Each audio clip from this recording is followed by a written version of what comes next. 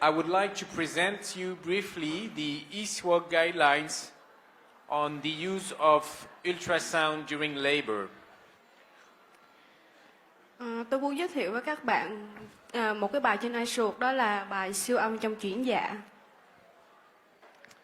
So just to be clear, these guidelines are only about the use of ultrasound in women in active labor, and we will address the issue of assessing fetal head station, position, attitude, and progression, and we are not talking at all about all the other issues such as cervical length, fetal Doppler, etc. during labor. Và tôi cần làm rõ một cái điều là cái nghiên cứu của cái siêu âm trong chuyển dạ này chỉ đề cập đến những phụ nữ đang trong giai đoạn chuyển dạ hoạt động, và cái mục đích của cái siêu âm này là để xác định độ lọt, thế và kiểu thế của thai và diễn tiến của chuyển dạ. Còn những cái ứng dụng khác của siêu âm như là việc đánh giá độ sáng mở cổ tử cung và siêu âm Doppler thai thì không nằm trong mục đích của cái bài này. So this is a work that is still ongoing. There is nothing really consensual with ultrasound in labor, and we do not imply that ultrasound in labor is necessary. We just wanted to summarize and to review what can be done with ultrasound during labor. Tôi không có ngụ ý là bắt buộc là phải có siêu âm trong chuyển dạ, nhưng trong cái bài này tôi sẽ xem xét lại những cái bằng chứng và mình có thể làm gì đối với siêu âm ở trong chuyển dạ. Very briefly, clinical examination during labor is not very reliable. It is subjective, it's not really reproducible, and it is often inaccurate. Nhấn mạnh một điều là cái việc thăm khám bằng tay trong chuyển dạ nó không thật sự đáng tin, vì nó rất là chủ quan và mình lặp lại nó bị hạn chế. You know that when you examine the woman during labor, you try to assess the head station or the head position, and you know that often you are making mistakes. Các bạn thường ở trong chuyển dạ thì các bạn sẽ khám bằng tay để mình xác định, thứ nhất là độ lọt của thai, mình sẽ chạm tới coi cái đầu thai nằm ở đâu và mình cần xác định cái kiểu thế, và đôi khi cái việc làm của mình nó lại không chính xác. It has been shown very clearly with such kind of birth simulator. Và đó là một cái hệ thống giả định, người ta làm một cái hệ thống để giả lại một cái cuộc chuyển dạ. And everybody is making mistake. Whatever you are a young or a senior specialist, whatever it is about station, is it engaged or not engaged, or about the position, is it anterior or posterior, everybody makes mistakes. Và theo cái nghiên cứu của ông á, thì tất cả mọi người đều mắc sai lầm. Kể cả những người vừa mới vào hoặc là những người đã lâu năm rồi thì đều mắc sai lầm. Có thể sai lầm về lọt hay không lọt, kiểu thế trước hay kiểu thế sau, phải hay trái, chúng ta đều mắc sai lầm. So I know that there are always old and senior obstetricians in the audience who will say, no, I'm always right. I've never made any mistake. I'm always confident when I do an instrumental delivery, but that's wrong. That's impossible. We all make mistakes with clinical examination. Và tôi chắc là trong cái hội trường này tất nhiên là sẽ có những người mới vô và những người đã lâu năm, và trong đầu các bạn đang nghĩ rằng no, tôi không bao giờ làm sai. Tôi luôn tự tin là tôi khám đúng trong cái giai đoạn chuyển dạ. And very basically, we are not saying that ultrasound is mandatory. We are not saying that ultrasound should replace clinical examination. But clearly, ultrasound is helpful in the labor ward. Và tôi cũng không nói là chắc chắn là siêu âm sẽ thay thế được khám tay trong chuyển dạ, nhưng tôi có thể nói là Cái siêu âm nó có thể giúp các bạn chẩn đoán khá tốt trong thời kỳ chuyển dạ. Mainly, ultrasound during labor can be performed either transabdominally or with a transperineal approach. Trong cái lúc mà làm siêu âm trong chuyển dạ, các bạn có thể làm qua ngã bụng hoặc qua ngã đáy chậu. And again, there is no clear consensus on what we should do and how we should do it, but we just wanted with these guidelines to review what are the evidence so far. Và cũng không có một cái đồng thuận nào về nó là các bạn nên làm gì và làm như thế nào. Nhưng trong cái guide này là sẽ cho các bạn thấy được những gì mình đã làm được và thực hành trong lâm sàng. So the first important information is head position. You know it's very important to know if the head has the occiput anterior or posterior. Và cái đặc điểm đầu tiên mà tôi muốn nói đến đó là cái thế, cái kiểu thế ha. Bây giờ mình cần xác định cái chẩm, đây là kiểu thế chẩm trước hay là chẩm sau. And to summarize this slide, clinical examination can be wrong, and ultrasound is probably better to assess the head position. Và để tóm tắt lại cái slide này thì tôi khẳng định là khám nghiệm lâm sàng có thể sai, nhưng siêu âm có thể tốt hơn trong chẩn đoán. So it's very easy when the occiput is anterior with your transabdominal probe, you see the spine and you see the head and you see no orbit, and you could even see the cerebellum if you look at it. Whereas when the occiput is posterior, you will easily see the orbits of the baby. Và đây là một cái hình ảnh rất là rõ ràng. Nếu như đây là kiểu thế chẩm trước thì với một cái đầu dò xăm qua ngã bụng, các bạn sẽ thấy được thứ nhất là cái cột sống, sau đó mình sẽ thấy được là cái đầu của em bé và mình sẽ không thấy hai cái ổ mắt. Còn nếu như mà các bạn làm rõ hơn chút thì có thể có thấy luôn được cả cái tiểu não. Còn nếu như một cái thế chẩm chẩm sau thì mình sẽ thấy hai cái ổ mắt của em bé. We have already demonstrated that by using ultrasound, midwives and residents learn quicker and make fewer mistakes than by using clinical examination. Và trong một cái nghiên cứu thì cho những người nữ hội sinh, người ta học cái cách siêu âm trong chuyển dạ và những cái nội trú mới, thì người ta thấy là những cái người này sau khi học thì người ta chẩn đoán tốt hơn là những cái bác sĩ mà thăm khám bằng tay. So clearly, this is a very common indication for fetal ultrasound during labor, just to check the head position, and it's very simple. Just try to do it. You will soon get used to it, and I must say that and you will think I am crazy, I do an ultrasound before each delivery. Và có thể khẳng định là để chẩn đoán một cái kiểu thế chẩm chậu trước, chẩm chậu sau cũng là một cái chỉ định để cho các bạn làm siêu âm trong thời kỳ chuyển dạ rồi. Và tôi muốn nói với các bạn là tôi không điên, nhưng mà tôi luôn làm siêu âm trước khi một cái cuộc sanh. I have an ultra portable ultrasound device in my pocket. That's for real. And it takes 3 seconds to switch on. And I put the ultrasound probe just to make sure where is the spine, how is the head position, and that's it. It takes 5 seconds. But when I do the delivery, I am completely sure about the head position. Tôi có một cái máy siêu âm xách tay tôi để trong túi á, và cái việc mà khởi động nó chỉ tốn 3 giây thôi, và các bạn chỉ tốn 5 giây để xác định coi cái đầu em bé nằm đâu và cái kiểu thế như thế nào.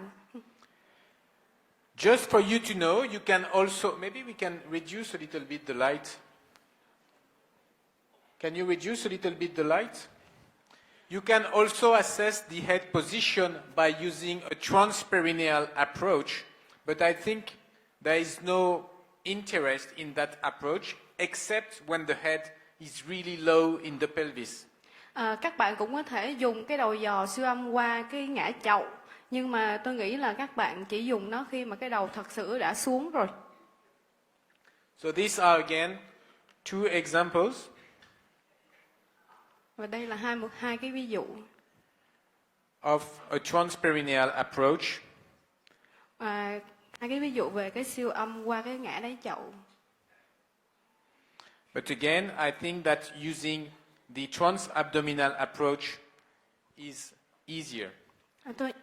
Tôi vẫn nghĩ là siêu âm qua cái ngã bụng thì vẫn dễ hơn.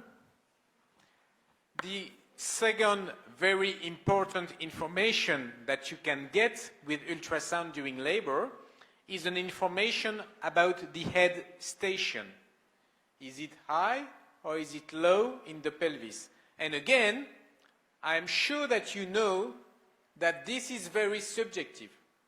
I am sure that it already happened to you that you were in the labor ward and two people are taking in charge a woman that is in active labor, and one is saying, it's okay, I feel that it's going to be all right, it's engaged, that's going to be good. And the other one says, no, I don't feel it at all, it's not engaged, it's too high.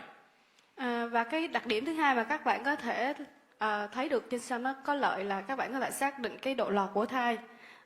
Đôi khi các bạn nghĩ rằng nó rất chủ quan, cũng một sản phụ mà hai người khám thì sẽ có một người nói là cái này được rồi, đối với tôi là được rồi, nhưng mà đối với một người khác khám lại thì kêu cái này chưa được. So the head station is the level of the fetal head in the birth canal relative to the ischial spines. Cái độ lọt được định nghĩa là cái đầu của em bé ở trong cái ống xanh mà tương quan của nó so với cái gai ngồi của mẹ. And again, ultrasound in labor will provide you with an objective assessment of the descent of the baby in the birth canal. Và cái siêu âm trong chuyển dạ sẽ giúp các bạn đánh giá một cách chủ quan cái đầu nó đang nằm ở đâu.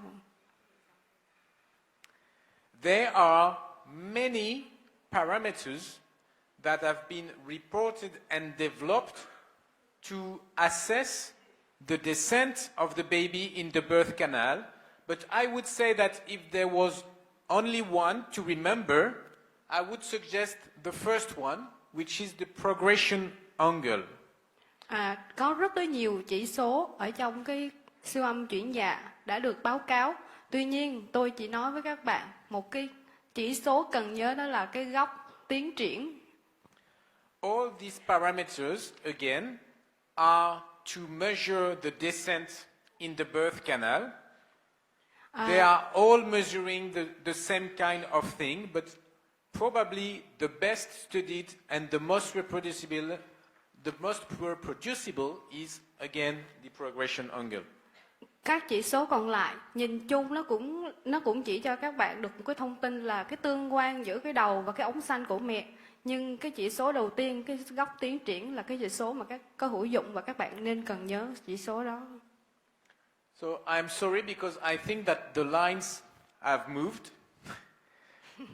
Ông nghĩ là ông thầy nghĩ là cái đường mà ông vẽ góc nó đã bị lệch đi rồi. Here is the pubic bone. You see it? Cái mà thầy đang khoanh tròn đó là cái xương mu.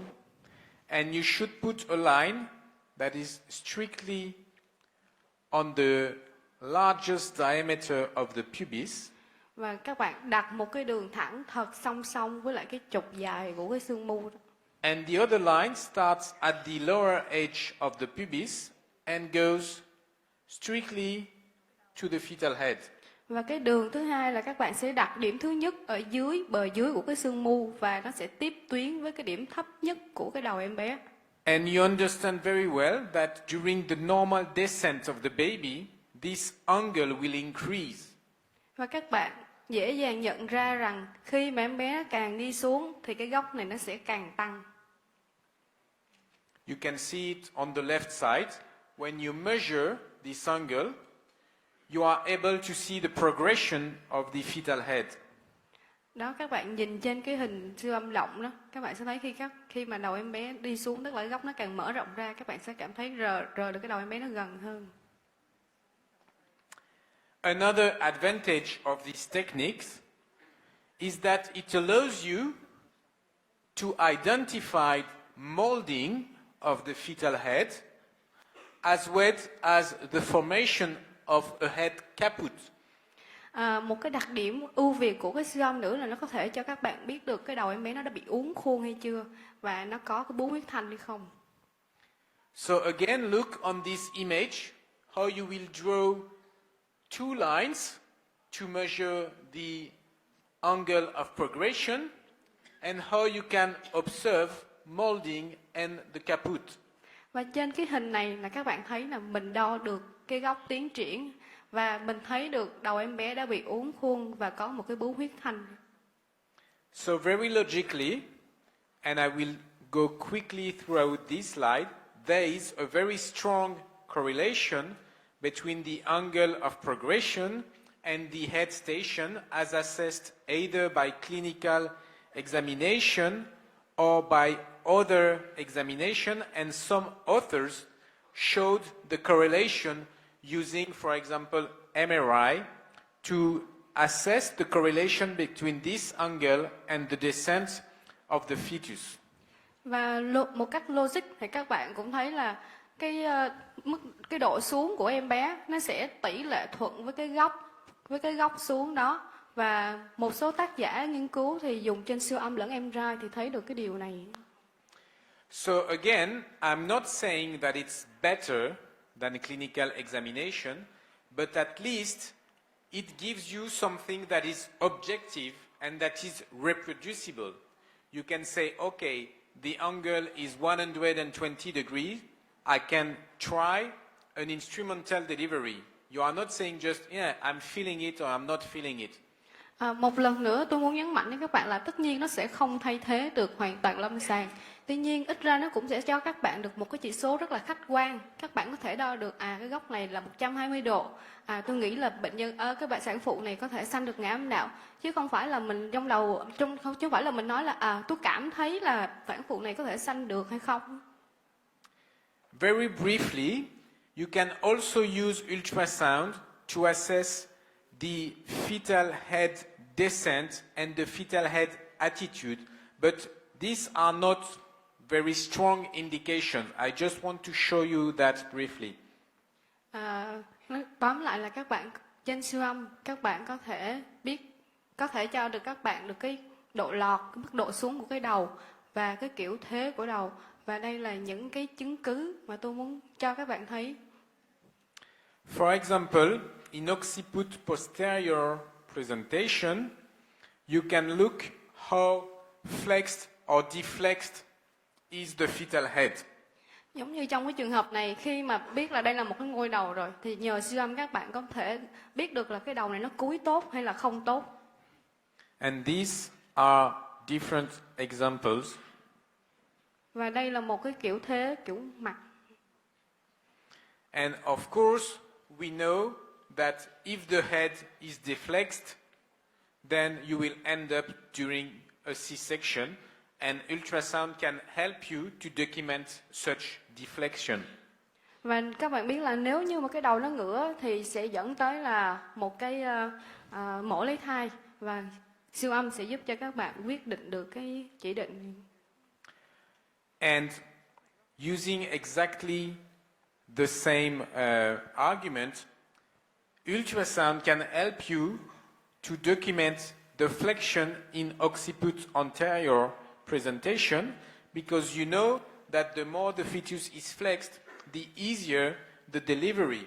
Because if the head is well flexed, then the diameter that has to go down in the birth canal is smaller.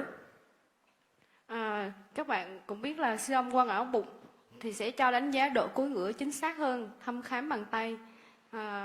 Tại vì khi mà một cái đầu mà thấy nó ngửa quá mà nó đi xuống cái khung chậu thì cái khung chậu của mẹ nó nhỏ so với cái mức độ cúi của cái đầu. And therefore, some authors have reported that it is possible to measure the angle between the spine and the occiput to document how much the head is flexed or deflexed. And of course, the more it is flexed, the higher the chance of a spontaneous delivery. Và một số tác giả đã đề cập đến cái góc chẩm sống, là mình đo cái góc giữa cái cột sống và cái xương chẩm của em bé. Thì như các bạn cũng biết là cái góc đó mà nó càng lớn thì cái khả năng sanh non ngã âm đạo nó càng cao. So you've seen what you can do with ultrasound during labor. So what are the main indications? The first indication is the slow or lack of progress in the first stage of labor. Vậy các bạn nãy giờ đã biết qua siêu âm rồi, bây giờ thì những cái chỉ định siêu âm trong chuyển dạ là cái gì? Đầu tiên là chuyển dạ chậm hoặc ngừng tiến triển trong giai đoạn 1.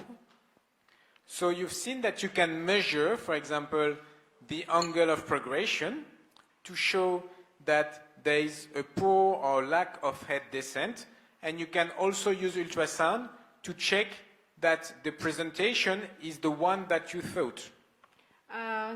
Các bạn có thể dùng siêu âm để xác định cái kiểu thế, cái độ lọt của em bé là đã xuống hay là chưa, và cũng có thể là xác định được cái ngôi của em bé có giống như trong đầu các bạn nghĩ hay không. So you will be probably able to identify those women with a high risk, a high chance of poor outcome of vaginal delivery. Và cũng cho các bạn những thông tin về những thai phụ mà có khả năng là cái dự hậu xấu hơn trong thời kỳ chu sanh. And as an example, some authors have demonstrated in case of a prolonged first stage of labor that there is a strong association between the angle of progression that we've learned together earlier and the probability of vaginal delivery. If the angle of progression is small, you see below 100 degrees, the probability of vaginal delivery is also small. Và có một số tác giả đã làm những cái nghiên cứu và cho biết trong cái thời kỳ chuyển dạ tìm thời, so sánh giữa cái góc tiến triển và cái khả năng sanh ra ngoại âm đạo, thì tác giả cho thấy là nếu như cái góc càng nhỏ thì khả năng sanh ra ngoại âm đạo càng thấp, giống như là nhỏ hơn 100 độ thì cái khả năng sanh ngoại âm đạo chỉ có 38%. Ultrasound can also be used in the second stage of labor. You can also measure the angle of progression during the second stage of labor by using a transperineal approach, as you can see here, and my colleague Tullio Ghi published on the progression of this angle of progression and the likelihood of a spontaneous vaginal delivery. And as you can see here, you can very well document the descent of the fetal head during the second stage of labor. Các bạn cũng có thể dùng siêu âm trong chuyển dạ ở giai đoạn 2, mình cũng dùng cái góc tiến triển. Siêu âm ở đây là qua ngã đáy chậu, thì mình cũng so sánh cái góc đó với cái khả năng sanh ra ngã âm đạo.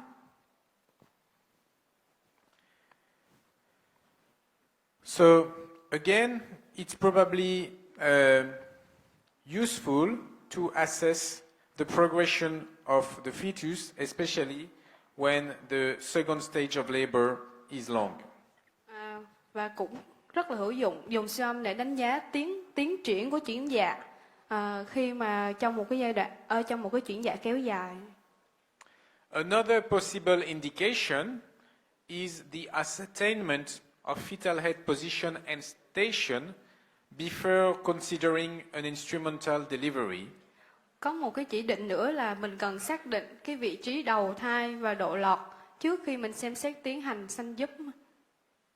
However, you must know that there was one randomized trial that was performed in France where they failed to demonstrate a benefit of routine use of ultrasound in labor to determine the head position. Có một cái nghiên cứu được thực hiện ở Pháp cho thấy là cái sự không thành công của cái việc siêu âm thường quy trong chuyển dạ. This is why I'm telling you that it is still work in progress. It seems useful, but the indications are not very clear again. But before doing an instrumental delivery, this seems useful and logical. Cho nên tôi mới nói các bạn là siêu âm nhìn thì có vẻ hữu dụng thiệt, nhưng mà cái chỉ định của nó thật sự là chưa rõ ràng. Oops. Again, look how easy it is to see that this presentation is an occiput posterior. Đây là một cái em bé đang có thế chẩm sau. And it was shown in such a multi-center randomized trial that the incorrect diagnosis of fetal head position was much more frequent in the group with standard care as compared to the group with ultrasound. 20% of mistake when you do clinical examination alone, and less than 2% with ultrasound. And that makes a big difference. However, they could not demonstrate that it was likely to modify the outcome. Đây là một cái nghiên cứu thực hiện là có một đơn vị lớn là thực hiện siêu âm ở những bà mẹ chuẩn bị cho sanh giúp, và một nhóm là sẽ không dùng siêu âm là cái standard care. Thì mình thấy là có một sự thì ở cái nhóm mà có siêu âm á, thì cái tỷ lệ mà biến chứng á, thì rất là thấp, chỉ khoảng 2% thôi, trong khi cái mà không có siêu âm thì rất là cao tới 20%. More precisely, they were not able to demonstrate a significant reduction in the rate of C-section. But because we know that failed operative vaginal delivery or operative vaginal delivery on posterior presentations are associated with an increased risk of poor outcome, it is quite straightforward to think that it's useful to perform an ultrasound before performing an operative vaginal delivery. Đối với những cái trường hợp mà có cái kiểu thế là chẩm sâu, thì khi mà chúng ta quyết định giúp sanh, nó sẽ đi kèm với tăng cái nguy cơ những cái biến cố cho giúp sanh. Thành ra siêu âm có vai trò rất là hữu dụng trong những cái trường hợp là kiểu thế chẩm sâu và chúng ta quyết định giúp sanh. So again, you see that posterior presentation are much more frequent in case of failed operative vaginal delivery. Cũng giống như các bạn thấy là cái kiểu thế chẩm sâu á, nó nhiều hơn ở những cái trường hợp mà sanh giúp qua ngã âm đạo bị thất bại. And the outcome is poor in case of failed vaginal delivery. Và cái dự hậu thì rất là xấu trong những trường hợp mà cái sanh giúp nó thất bại. So again, the ascertainment of the fetal head position and station before considering an instrumental vaginal delivery is probably useful. Vì thế mà xác định cái vị trí đầu thai và độ lọt trước khi xem xét tiến hành sanh giúp là một việc rất là quan trọng. Another indication is to confirm the fetal head malpresentation when you believe there is one. Mà một cái chỉ định nữa đó là xác định ngôi bất thường, mức độ chứng cứ 3. So now to help you relax, because I know you are tired, I'll show you a short movie that was realized by my friends from Italy who are very active in the use of ultrasound in labor. Và So relax for a few minutes. các bạn nên thư giãn, tôi sẽ cho bạn coi một cái clip.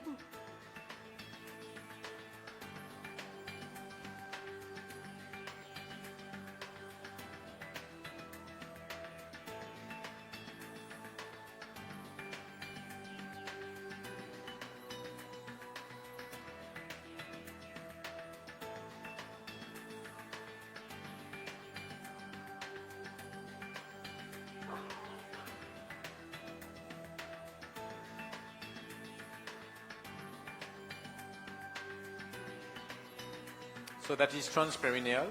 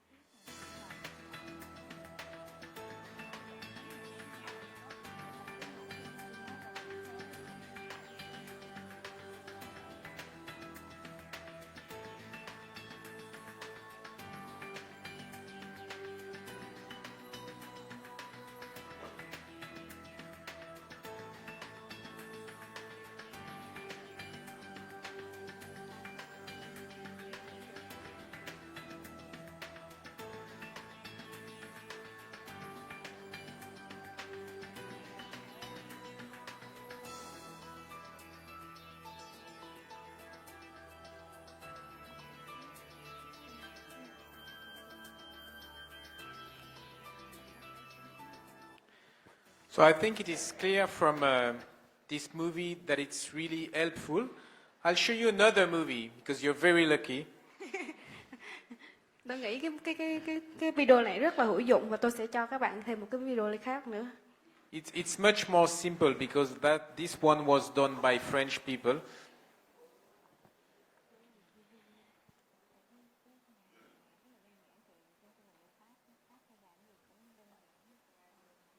So you should have no air at all in front of your probe. Mà các bạn phải đuổi khí cho cái đầu giò của mình.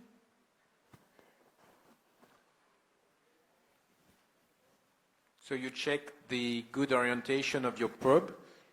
Rồi sau đó các And you bạn can see, for example, how you can look for the fetal spine just to be sure of the orientation of the fetus. And then, this is only a transabdominal approach.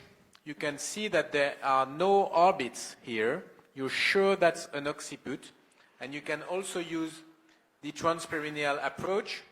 You can see the pubis, and you can see the caput, and you can see the molding of the fetal head. Trên cái video clip này các bạn thấy cái xương mu nè, cái bướu huyết thanh nè và cái uốn khuôn của cái xương sọ. So this is an image you could use to measure the angle of progression. Đây là cái mặt phẳng mà các bạn có thể dùng để đo góc tiến triển.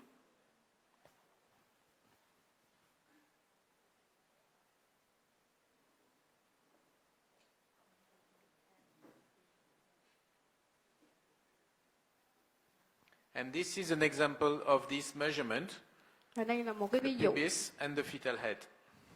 cái xương mu và cái đầu em bé. So as a conclusion, there are two main situations in which ultrasound is probably useful. In case of suspected delay or arrest in the first or second stage of labor, and again, before the potential need for performance of an operative vaginal delivery. Để kết luận thì có hai cái tình huống chính mà siêu âm thì nên được khuyên dùng. Cái thứ nhất là nghi ngờ chuyển dạ ngừng tiến triển hoặc là chuyển dạ kéo dài trong giai đoạn 1 hoặc giai đoạn 2 và trước khi tiến hành xuyên giúp. So it is possible that in the near future we will monitor delivery using ultrasound instead of using clinical examination. Maybe we will note regularly, for example, what is the angle of progression.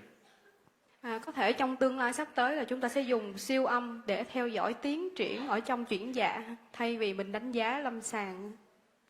And probably in some more years we will do the delivery under MRI guidance.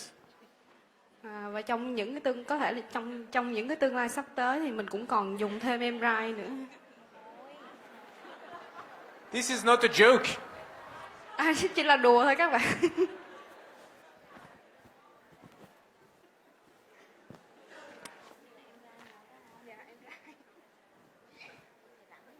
This is truly an MRI of a delivery. Đây là cái hình MRI mà trong chuyển dạ.